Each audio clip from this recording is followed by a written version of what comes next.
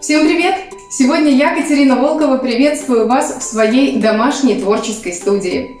На кону Пасха, и я начинаю серию мастер-классов, посвященных пасхальному декору. Первым героем будет вот этот вот милый заяц, гипсовая фигурка-копилка, и я его задекорирую. Для этого мне понадобится матовая акриловая краска, акриловые контуры зеленого и черного оттенка, а также жидкий жемчуг оранжевого цвета. Возможно, вы уже догадались, на что будет похож этот декор, но если нет, смотрите внимательно.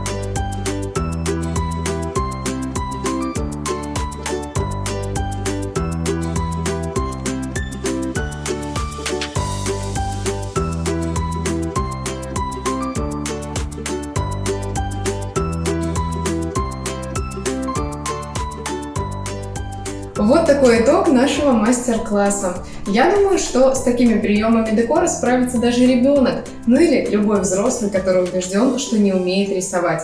Берите на заметку эти приемы росписи и декорируйте изделия не только к Пасхе, но и другим праздникам. Всего доброго!